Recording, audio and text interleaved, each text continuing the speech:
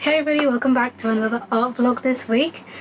Today I'm going to be talking about how to overcome self-doubt and crush your imposter syndrome if you're an artist, which I'm pretty sure a lot of us artists really do struggle with this. I certainly have for many years and continue to struggle still. So I'm just sharing with you some tips that I use to overcome these difficult periods so that I can continue to move forward and just keep making art.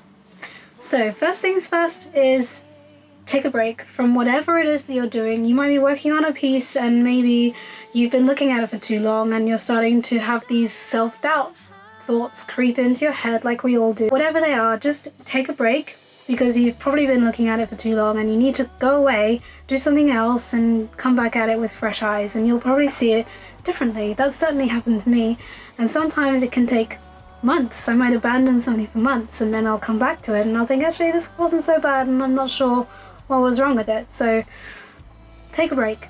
This next piece has been really important for me very recently. It's not something I was always very good at, which is to celebrate your small achievements and celebrate the small wins, which basically means even if it's just like showing up for that day and maybe that's more than you did yesterday, like count that as a win. And sometimes it can even be helpful just to write down the things that you accomplished in a day. And it doesn't have to be like art stuff, it could just be anything in your life. I think by building this kind of list of things that are positive, it really helps you reinforce the idea that actually it's not so bad and you're pretty good at this and you should keep going. Progress is not always about huge landslides and huge accomplishments. Progress is often about the very small things stacking on top of each other over time. So be patient with yourself and just remember to celebrate the small wins. Don't compare yourself to others because this is your journey and yours alone. The only person you should be comparing yourself to is yourself. Look back at your old work, see how far you've come, see what you can do better next time when you've just completed a piece, and just keep focusing on you.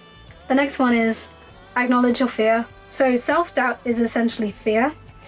The fear that you aren't good enough, that you might fail, that people will judge you, whatever it is. The fear is there to keep you safe, but the thing is that it's not a helpful kind of fear. So you have to acknowledge your fear and invite it along for the ride, but make it very clear that that fear will not be in the driver's seat at any time. You can acknowledge it and you can continue anyway, and that's very courageous. And it is commendable to be courageous. Be really kind and compassionate with yourself. If you were talking to a friend who was having similar struggles, how would you talk to them? That is the exact same way that you want to talk to yourself. Make yourself some tea, eat your favorite biscuit and hug yourself. Just be kind and patient with yourself. Nothing in nature blooms all year round.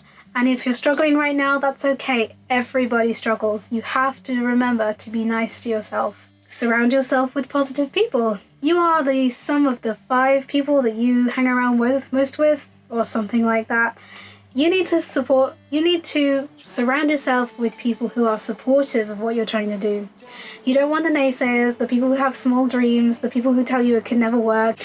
You want to be around people who are either similar to you, so maybe they're doing the similar things to you, maybe they are also creative, maybe they're just family members like your spouse, your mom, dad, whoever, sister, cousin, friends, just people who are actually really championing you, because that will really help when you're struggling to find that validation within yourself. Obviously that's the best place to get it, but sometimes a little external validation doesn't hurt. And remember, finally, you are your own worst critic. You're going to be harsher than anyone else about your own stuff because it's yours. You won't be able to see the amazing gifts that you have because you have them. Even though you might feel like what you have to offer isn't good enough, there will be plenty of people out there who are just amazed at your abilities. Just try and remember to be kind to yourself again, and don't be too harsh. You wouldn't be that harsh about anyone else, would you? So don't be that harsh to yourself. Anyway, those are just a few tips that I have to suggest on how to help you overcome your self-doubt and your imposter syndrome. We all struggle, all of us. You're not alone. And it's very normal, but what would be a shame is if you gave up. What you have to do is you have to keep going, even on the days that it's hard, and you just have to find these little mechanisms that help you cope when things do get difficult. And these are mine, and I think that they can really help you. So don't forget to like and subscribe, and I'll be back with another art vlog really soon. Bye guys.